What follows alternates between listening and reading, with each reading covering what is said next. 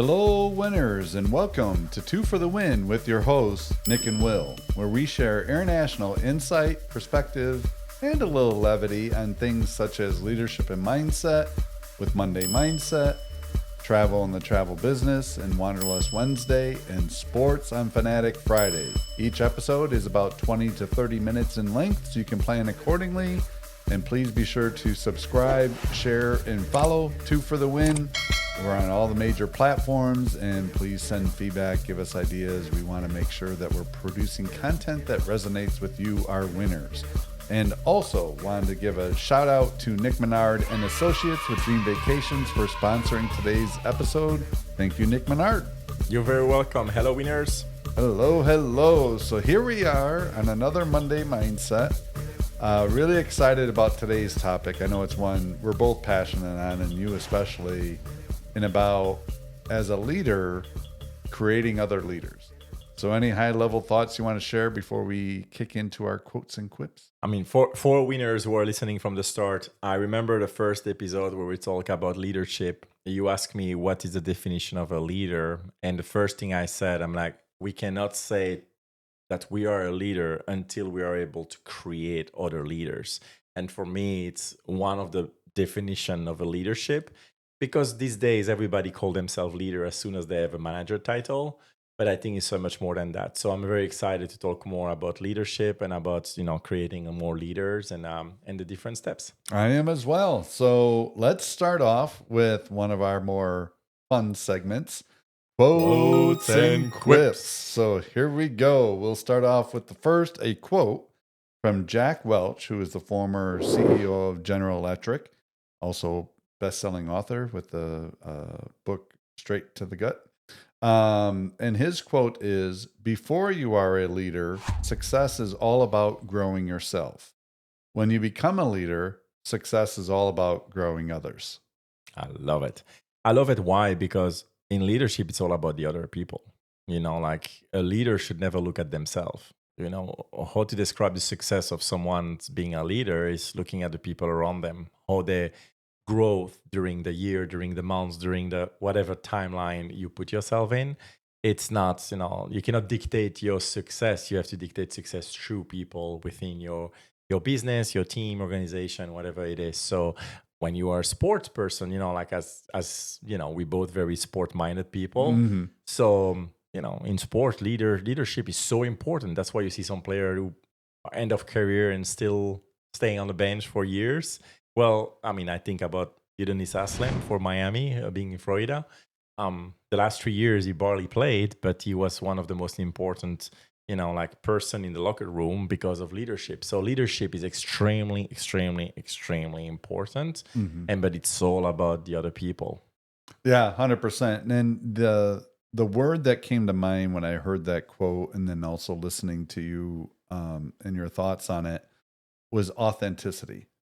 Like, before you can lead others, you do have to grow yourself. So, for example, if you're a leader who's championed to others to do their roles with integrity, but you lack integrity, it's not going to come across as authentic, and people aren't going to follow you. Or if you're asking people to do things, but yet you're not willing to go through some of those trials and tribulations as well, it can sound disingenuous. And then I think those type of leaders tend to have a lack of followership.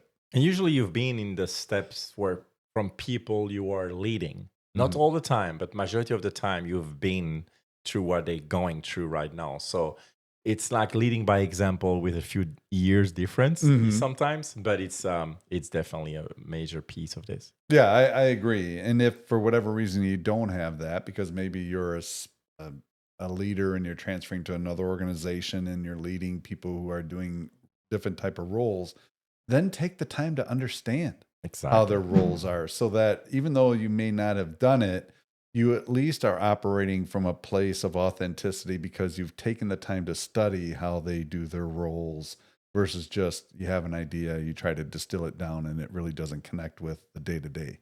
Very well said. All right. The other one is another Peter Drucker quote, but on this time, it's a quip. There we go. Peter Drucker with a little funny coming forward for y'all. So those of you who don't know, again, Peter Drucker is a foremost management consultant. His quip is management is doing things right. Leadership is doing the right things. But let's be honest, delegating makes you look smarter. Ah, I love that. So something that I hear a lot about delegation, when people are not very familiar with old leadership topic and they may be new to it, is delegation is being lazy. Mhm. And I couldn't disagree more. It is impossible to be great at everything. Nobody is. Mhm. So while you are not the best in everything, you may be great at some topics.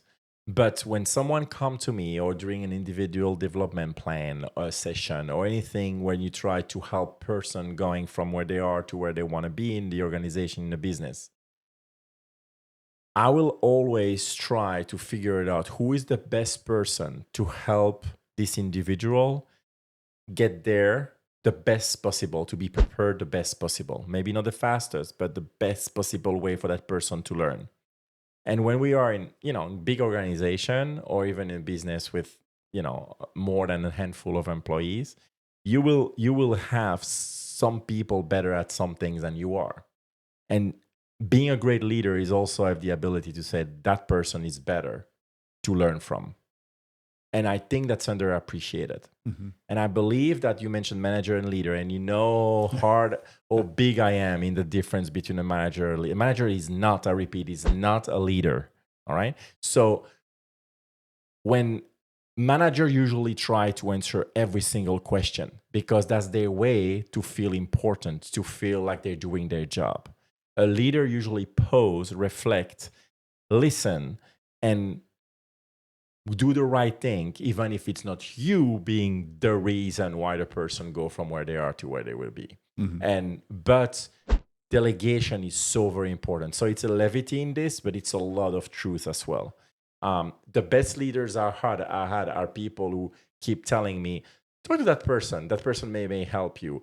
Talk to that person, and you did it recently for me as well. So and you know a lot, but you direct me to other person, and my current leader is doing the same as well. So this is very, very normal in any leadership circumstances to do that. So please do not hesitate.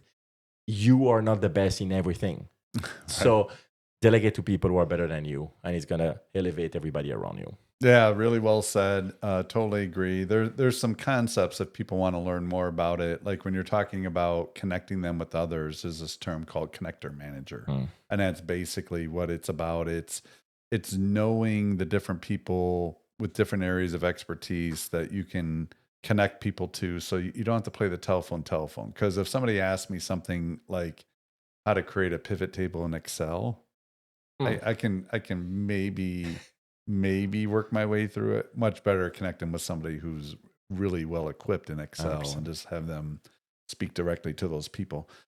The other thing, it's an interesting thing, and I know, and you've lived this about your passion for delegation, and you use it in a way that it's really helping to give empowerment and autonomy to people in order to further professionally develop. But there's also some of those people. I know we have a term I won't repeat on here that we use for certain people that delegate so much, and it is because they're late. They are just kicking back. Think of somebody with their feet on the desk, sitting back, sipping a drink while everyone else is going and We doing all so. know some of those. Yeah, there's a few people that we've worked with in the past that were like that, and there's one who I think is like that now at the organization I'm at. I won't use names, but this person has everyone doing everything for them, and I don't know what they do. I really don't. Delegate. I think they're probably putting in about 45 minutes of work. I'm sure they're probably the fastest in responding to emails because not doing anything else. But it's a fine line, I think. And when Nick is talking about delegation and how we talk about it here on Two for the Win, it is in the spirit of not being lazy, like you're saying, but really helping people to augment their professional growth and make the impact that they can in their organization. 100%. So great quote and quips. I really can picture myself with those two very clearly. So that's great. I love it. Yeah. So knowing the amount of leaders that you've cultivated over the years at the organization we find themselves, is there like a few critical things that you want to call out that you do specifically to help nurture that within people so that they can eventually earn positions in leadership? Yeah, so I again, that's all about the power of listening, understanding really the way they think. So what I'm doing when I have a team and someone aspiring for leadership, I like to put them in the shoes of being a leader on a smaller scale. Then it's going to be a lot easier for me to understand the way that they are going through those steps. So I give an example. Let's say I had at one point a team of 7 people, individual contributors. So someone was really eager to learn about leadership. So what I did, here's the key. Here are the keys of the team, and I share that to the team. So during a team meeting, I'm like, listen, the next month, X is gonna lead, is gonna be your leader. Okay. So to be able to do that, the person needs to be a top performer.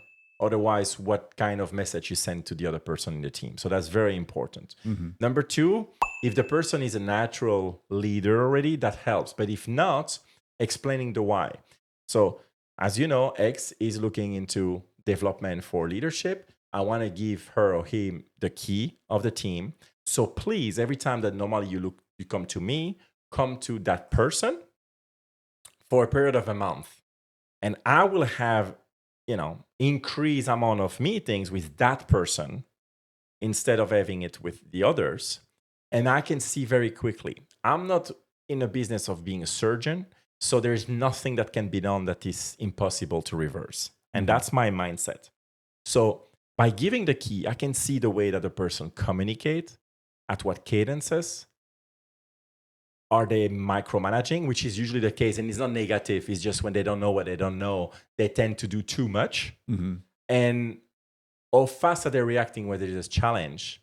And are they acting alone, or are they doing connecting manager role? Mm-hmm. And that's rarely the case in the beginning, Mm-hmm. because they tend to need to do everything themselves because they feel that's what a leader should be. Mm-hmm. So that gives you a lot of cards in your hands to analyze. And during those one-on-one is just reflecting on the past couple of days. What did you really like, what you did, and what do you think you could have done better? Mm-hmm. And I just let them reflect. Again, that's accountability, that's self-reflection, and that's better understanding of, are they catching things that they could have done better? Mm-hmm. That's a big success. That's a big win. Then we start doing that week by week. And after a month, we already see the growth of the person on a leadership aspect. What also it gives you is, sometimes after a month or 2 months doing that, they realize it's not for me. Mm-hmm. Because what I do, every email I receive, other than very sensitive, of course, financial email or things like that, I send them. Mm-hmm. Because I want them to see the amount of email they would receive, what the ask would be. Are they sharing everything, or are they just keeping it? And I want them to make mistakes, because that's the best way to learn. And by doing so, I start doing that. I think it was when I was under your leadership for the company we are in currently. And until I was, promoted to director position, where I don't have individual contributor reporting to me directly, I was doing that every single month. Mm-hmm. So I had every month someone else, or when someone comes closer, I had multi-months in a row. But the person was ready. And then sometimes the person said, Nick, that's not for me. The amount of email I received, the thing, I will miss my clients too much. Well, great. Mm-hmm. Learning if it's something that you like to do is also a big point of giving the key to someone. Mm-hmm. So this is my way. I know there is 100 ways to do it, but to help someone becoming a first-time leader, that's something I love to do. Instead of just giving all the skills, improving their skills, or giving them new one, and then they get in a position, but that's new to them. So by doing so, when they become a leader, they already know what to expect. They know the kind of email. And usually those leaders, I can, I don't tap on my back, but those leaders still leading, majority of them, mm-hmm. and doing pretty good. And my goal, I always said, my goal is for you to be my leader one day. Because if I'm able to help you become a leader and eventually be my leader, it means that I did a pretty damn good job. Right. You know? And Right. that's and a lot of people are the opposite. They would Right. feel weird to have like a person who used to be under them become a leader. But I think it's a powerful things to be able to actually do for someone. And that's just my way. Yeah. No, I love it. I think, when you talk about things like, there's learning and development programs. There's plenty of those, plenty of books on how people can cultivate leadership. Very different than like the thing that you're doing where you're actually getting them to experience the day in the life, day in, day out for a month so that they can really, so they're moving from the theoretical to the actual and they can make a better assessment. And I think the other thing that you touched on is basically it's kind of like a version of show, share, observe. So you show what you want to demonstrate in terms of effective leadership. You share that with others and then you observe so you can find out where are their strengths, because we know not all really high performing individual contributors are going to be great coaches. And so it gives you an opportunity to see how are they messaging to the team? How are they coaching others? Are they doing it in a micromanager way? Are they doing it in a very prescriptive, tactical way? Or I know I was saying both you and I like that comes from our current CEO, let common sense prevail. Are they able to see the forest through the trees and paint that picture for people to illuminate the path for success versus trying to walk it for them, which is impossible. I love to it. do. And one of the things that comes up a lot in a service organization, again, you may have something completely different, of course, as winners here listening, but the communication piece, they tend to communicate everything. They receive an email from me, but coming from a VP, from anyone. Okay, I will communicate them. And I just reflect and I'm like, about this email, what do you think? Well, I think I communicated that correctly. I'm like, yeah, the message was correctly communicated, but do you think it was needed? Well, it was coming from above. I'm like, yes. But do you know how many email you get from above? Do you think they should not be focusing on something different? And so they realize very quickly, like, it's not hiding or it's not being transparent, because I'm known to be extremely transparent, too transparent probably. But I will not cause someone to think twice about what to do if it's something that doesn't absolutely need to be done directly. And I, after a while, you tend to understand, like what is gonna stick and what is gonna just pass through, and then we're never gonna hear about it. But it's important for them to understand that concept, because over communicate, it's just overwhelming. It's just a lot of things going on. And when people have a large business to handle with a bunch of clients to contact and things like that, it can become a lot overwhelming when they see the amount of email coming in from their leader. So try to keep things short, sweet, and concise. Understand that they have a job to do. Is this information going to change positively what they do day to day? If yes, absolutely. Go ahead. If it's going to help, absolutely. If not, let's pause. Let's pause and see if a couple of other emails are going to follow on this topic. Otherwise, probably just wind. And it's okay. It's normal. It's going to happen. So that's very interesting. When you do that, you realize. And then when they become a leader, they know how to filter through all those emails, and they know what to actually communicate and what to absolutely not communicate. Yeah, absolutely. Because what you're talking about is how do you limit distractions, right? And so as a leader, being a filter is an important component, because there are a lot of distractions. And so if you can lessen distractions, that means people are doing more of their highest and best work versus getting distracted with something else. So I love that. And in cultivating other leaders, again, you're teaching them the critical thinking of how to disseminate. When is it being transparent to be effective versus transparency for transparency's sake? And what you're actually doing is increasing distractions. 100%. Love that. And you, like, you're obviously very high in a global organization.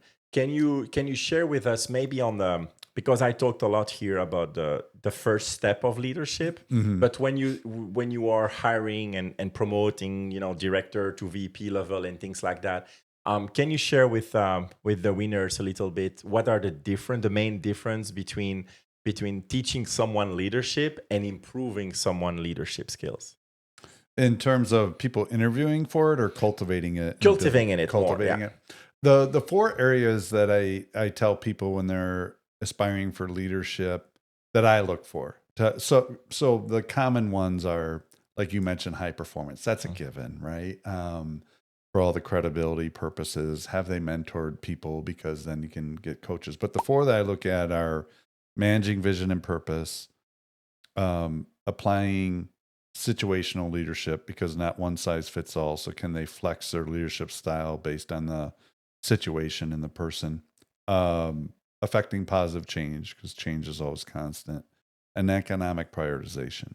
So typically what I look to do, especially when I'm looking to nurture leaders of leaders, is going a little deeper in those areas. And most people I work with, whether it's a mentorship capacity or certainly my direct reports, it's a given, have an individual development plan that's documented. And we like to focus on skills, not titles, because you cultivate the skills, eventually the titles are irrelevant because you'll grow and be prepared. But what I tend to do, a lot of times I find myself focusing more with people who are leaders or looking to be leaders of leaders and managing vision and purpose. I feel, and also situational leadership. I would say those are the top two. I think most people, when we talk about economic prioritization, they get it.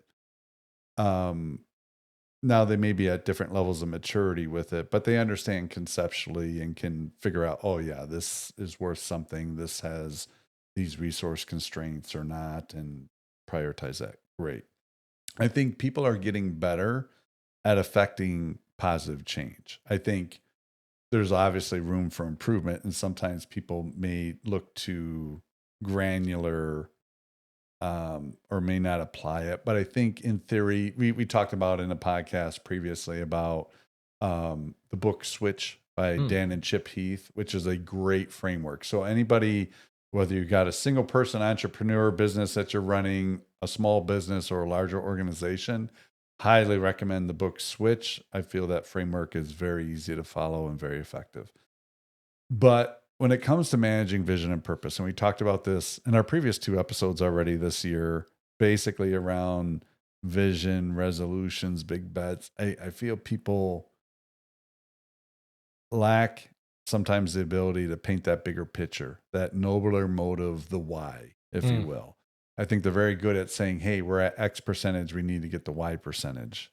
But I feel they're less equipped to, why is that important?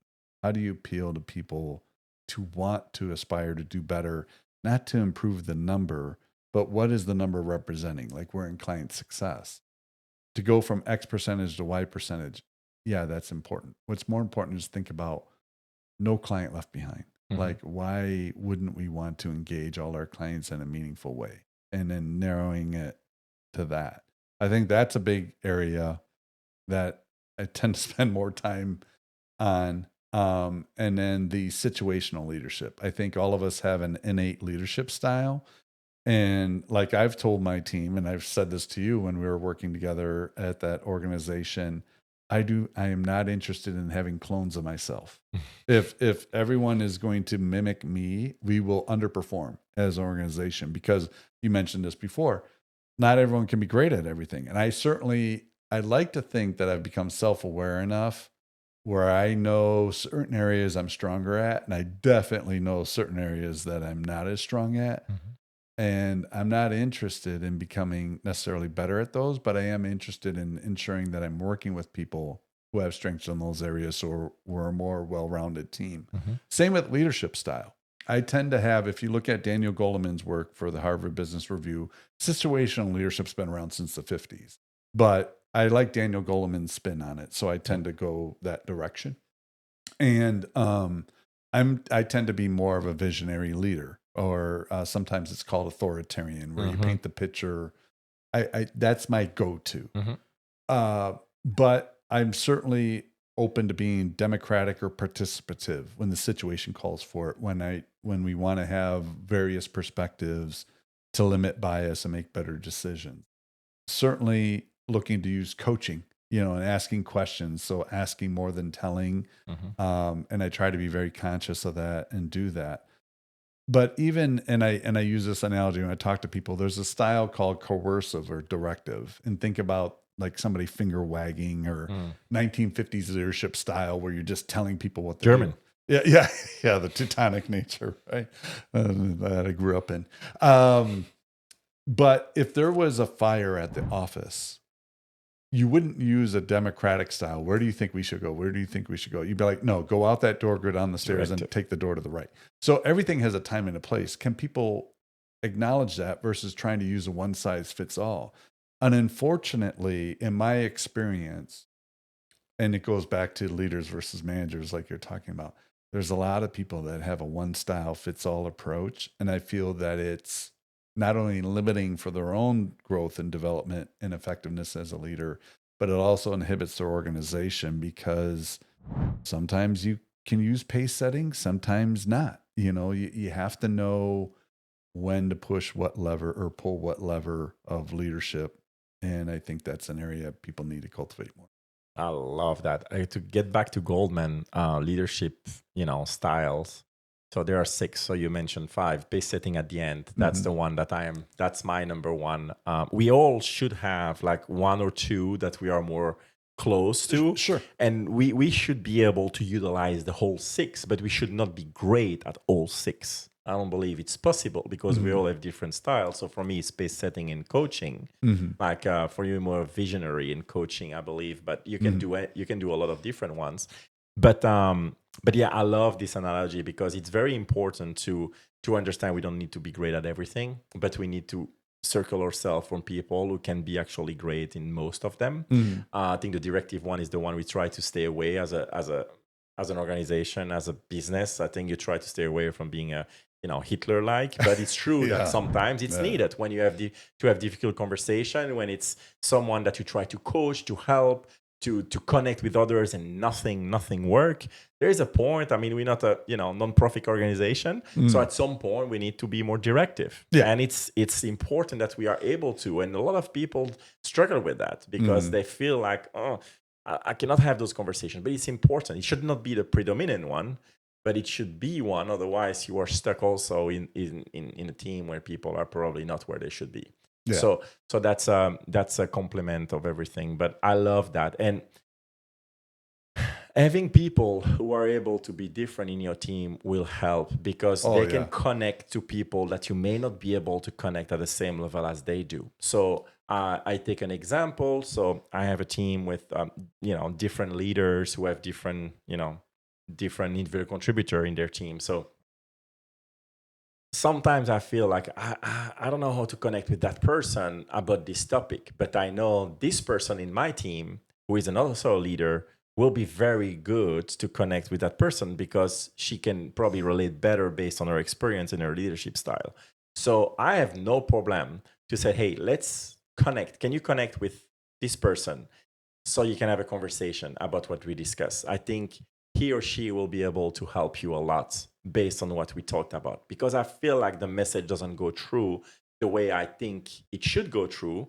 So, but I know if that person is saying it, it's going to be, the aha moment. And you as a leader, again, is delegation, but it's very important to know who could speak better with that person about this topic to influence positively the outcome. And you don't have to be the person with all the keys and all the answers. That's not sustainable, and it's definitely not possible to teach that to others. Right. So let's make sure to cultivate a leadership team with different people with different skill sets, instead of willing to have all people like you, because you will miss out, like you said. 100%. Yeah. So there's a lot of ways to cultivate leaders, and certainly being able to cultivate leaders is a great way to define yourself as a leader. So when I summarize today's episode, no, this isn't an all-inclusive list, but this is what we touched on today. And if I miss anything, please call it out. But in order to nurture other leaders, you have to be able to be willing to delegate and give and use connector manager type approaches so that people can cultivate their professional development. and also have discernment over what information is necessary versus what information is noise and ends up being a distraction. The more you can put people in positions, whether it's through experience, exposure, or education, but where they can practically do the role or at least simulate the role, will help them better understand whether or not they even want to be in the leadership and finding those opportunities. And then certainly helping to foster an agile and critical thinking mindset where they can employ different leadership styles and embrace diversity. Because I agree with you, diversity is absolutely a strength, and not everyone's going to be great at everything, and that's okay.